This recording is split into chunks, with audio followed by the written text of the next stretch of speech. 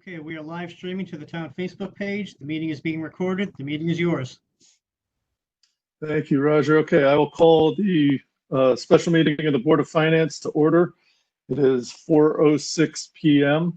We'll start with the roll call of the Board of Finance members. Myself, Tim O'Brien, is on. Glenn Frischman, are you on? I'm on. Mike Fauerbach? Here. Lynn Young? Here. Deb Norman? Here. Bob Stachin? Here. And Dave Motherway. Here. All right, we have a full Board of Finance in attendance.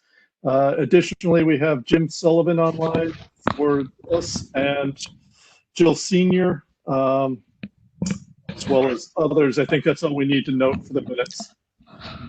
I will remind everyone that we are on a virtual meeting, so if you are not talking or don't need to do anything, please try and mute yourself so that we don't get feedback or background noises.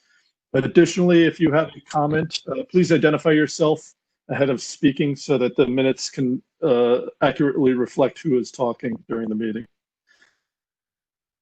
We'll start the meeting with comments from the public. Are there any members of the public who wish to make comments? Seeing none and hearing none, we'll move on. Previous minutes, we have about a 23-minute meeting time right now before we're going to have to go into executive session for some of the things we're doing. I would recommend that we table the minutes for now and we push them to the next meeting. So can I get a motion that we table the minutes for now? So moved. Lynn Young.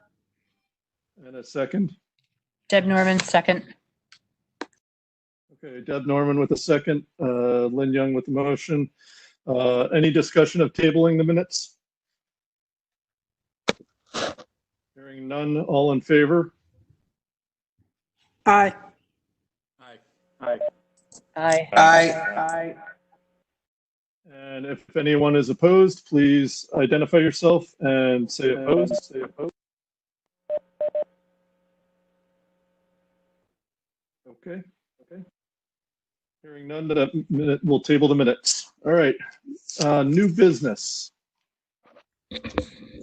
First item on new business is the bid waiver request from the police department to purchase 5 police cars off the state bid list from the contract, 1 to replace the total vehicle and 4 as part of the SIP allocation.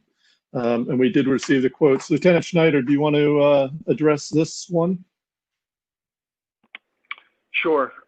Lieutenant Brian Schneider with the police department.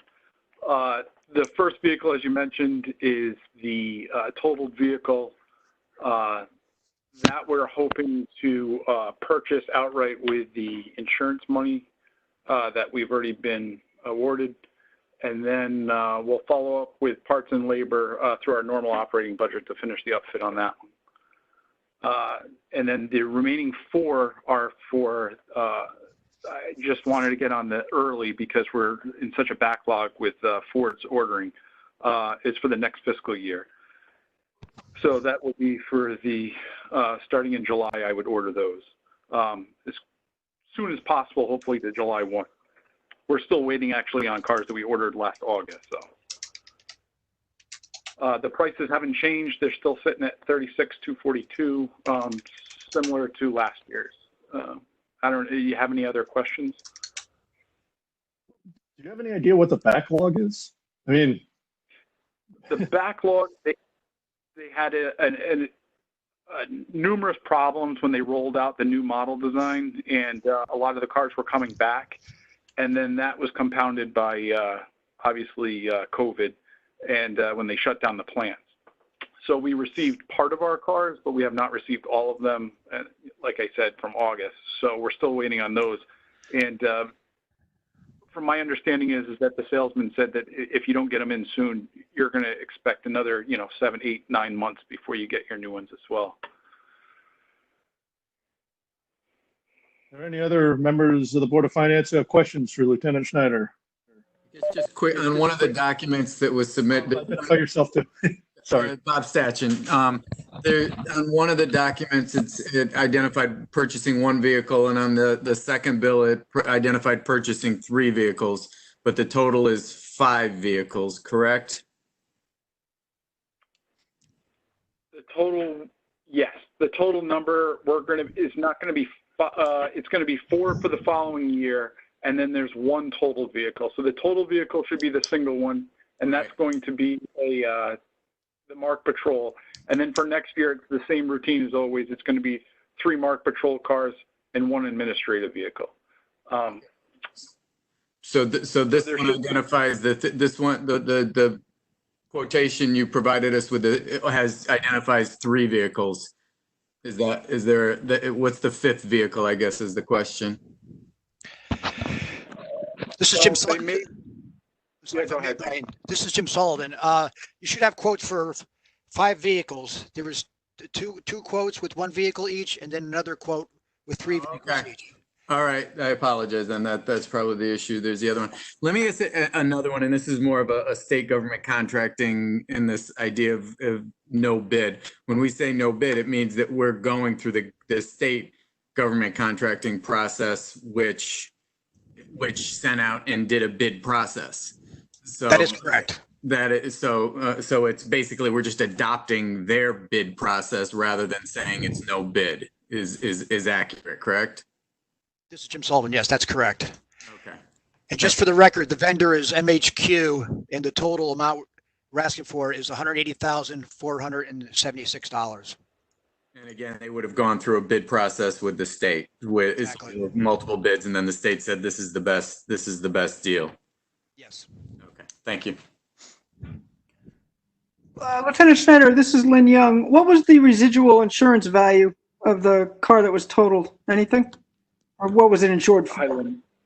It was Yes, Jim Sullivan. It was $30,000. And then All and then right. they got it. Then they got another 6,000 or so for the equipment inside of it. So, in round numbers, they got $36,000 of insurance proceeds, which should cover the purchase of the vehicle itself for the replacement for this current fiscal year. Okay, so it's not a request for net more money. Okay. It's Mike Sauerbach. Just a quick comment question. On the detailed quotes we received from MHQ, one of the things I noticed is there are certain options that have been selected that include other options. So if you're on one of these quotes, if you look, I don't know, 2/3 of the way down, it says blind spot monitoring, and then in parentheses includes heated mirrors. So we're paying $512.30 for that. But then if you go back up the page, it looks like we're paying $56.40 for heated mirrors. So make sure we're not paying for things twice. So just maybe someone could double check that, Lieutenant Schneider or Jim, just to make sure we're not paying for options twice here. Correct. So a lot of these times, in just working off of previous orders, when you check one on their automated, it'll pop off any other ones that are required through the package. So you may select one individually, but if you select one that requires another one just due to the way it's wired or the package that they're offering, it selects both. But I'll double check, but almost 90% of the time when I look at that. Yeah, okay, I see how the system could do that. But yeah, then it is a little confusing when it prints it out. Yeah. Okay, thanks. Sure. Other questions from any members of the Board of Finance?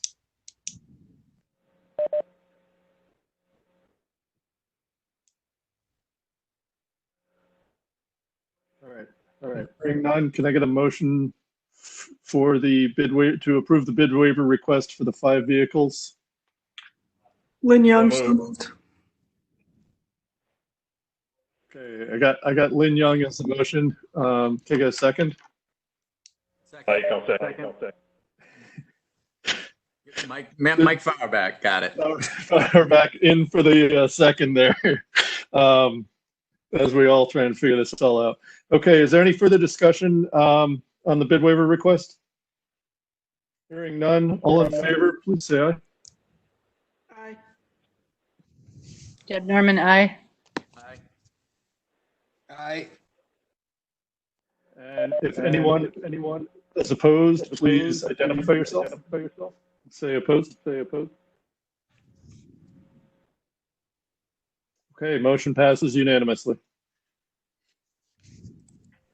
Thank you, everyone. Thank you, Lieutenant Schneider. Now we'll go to line item transfer requests. Jim, do you want to go step through these? I Sure. don't know if there's an order you want to do them in. I'll go in the, I'll go in the order I have them in. Brian Schneider. Let's do that. Has left the meeting. All right, the first one is for the town. They're all pretty much routine for the most part. The first one's for the town clerk. They just mostly just went over a bit on miscellaneous account by $75. So they just want to cover that deficit by transferring of $75 from their line item consumable supplies. And I got two from the police department. I have one for a transfer from headquarters miscellaneous to headquarters consumable supplies of $711, just to cover their deficit in their consumable supplies line item. Second one from the police department is I want to transfer $95 from their miscellaneous police commission miscellaneous account to a police commission advertising account to cover a deficit there. The only significant one really here is, well, the first significant one is a transfer in solid waste from SCARA disposal fees to commercial collection of $10,000. And that's the John Pettit place, the solid waste manager. He's just hedging his bets here. He thinks he may have enough in that line item to cover commercial collections, but it's a usage driven fee, and it's everybody's been cleaning out their houses since they've been home for COVID-19, and just volume is up. So he wants to move that just to make sure he's covered. And the last, administrative services is to move $11,640 from admin services, technical and professional to three different lines that will have deficits in it. That's $600 to longevity. That had a deficit due to the new HR administrator coming on and being given longevity because she came over from the Board of Ed, whereas I expected a new person coming in without longevity, so I didn't budget for it. The second line item in this particular transfer request is $11,000 increase to advertising. And that's due to all the advertising that's been going on for new positions. I think we got four positions as of last week that people are leaving. We got administrative services. We have accounts payable clerk, senior, Jill Senior. She's leaving finance office and moving downstairs to solid waste. And a couple other positions as well. So that's just to cover the advertising and $40 deficit in the life insurance line item for a total transfer of $11,640. And the last one that's in WPCA government operating account. That's just to transfer $1,021 from postage to equipment because you ran a deficit in that account for the year. And that's it. Any questions? Can we do these all at once, Jim? Sure. Okay. So what we'll do, Board of Finance members, I'll take a motion to accept all of the line item transfers, and then we'll have discussion on any of them. Okay. So can I get a motion to approve the line item transfer from the town clerk for the police department, multiple ones for solid waste, for admin services and WPCA as Jim Sullivan just detailed? Lynn Young, so moved. Thank you. Can I get a second? Second, this is Bob Stachin. Okay, and now discussion, and I'll entertain any discussion on any of these line item transfers should anyone have any on any of them.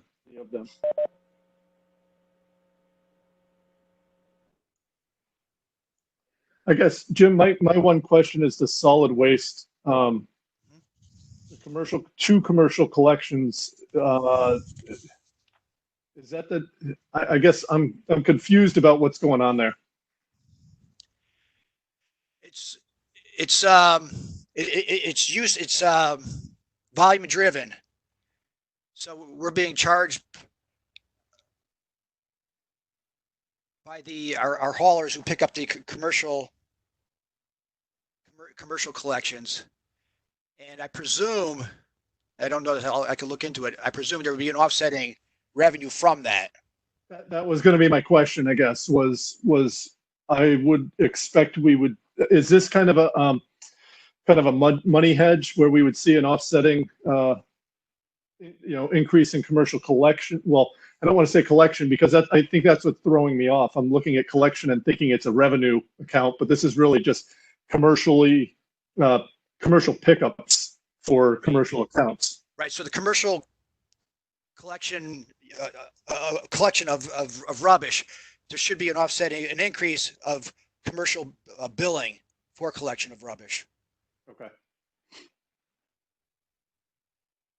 So we're just not seeing that one, but it'll probably flush through. Well, we wouldn't do a transfer for the revenue. The revenue would just be the revenue coming into its normal line item. Yep. Okay. Now I'm good with that one. Other questions from other members?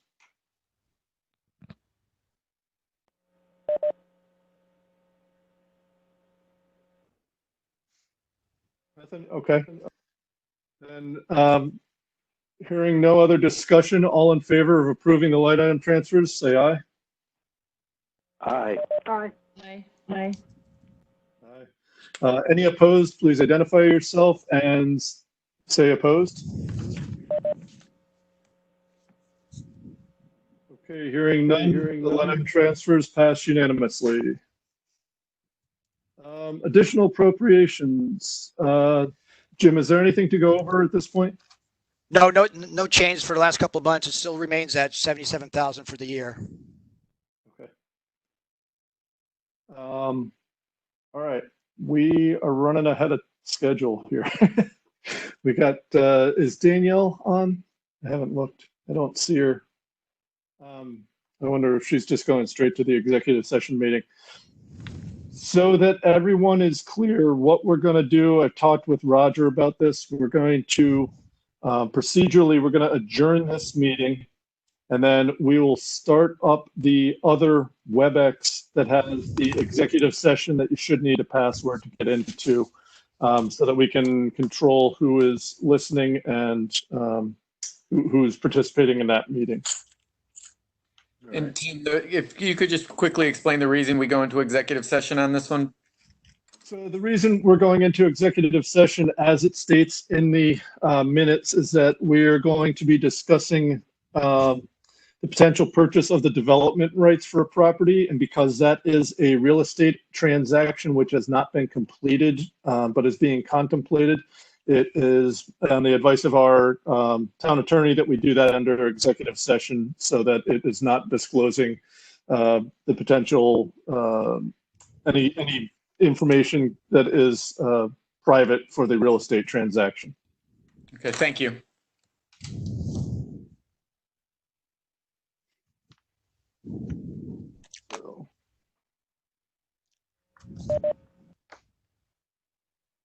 All right, so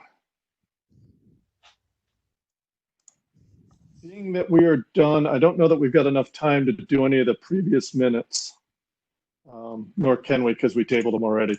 So why don't we, Roger, I don't know if you know, am I actually adjourning this meeting now? As far as I know, you are, because we're picking up a brand new meeting at 5:30, I believe it is. At 5, I should say. 5 o'clock. Yeah, that's a different meeting. Tim, I would just qualify that you're going into executive session and you will adjourn at the conclusion of the executive session. Yeah. Okay. That's a much better way to do it. Cause I'm like, I can't adjourn the meeting because we got to be still in the meeting. Okay. So at this point we'll enter executive session. We will close this part of the meeting down. And then upon the conclusion of executive session, we'll adjourn the entire Board of Finance meeting. So being that it's virtual, we will now leave this one meeting room. Roger, if you can stop the recording on this, please.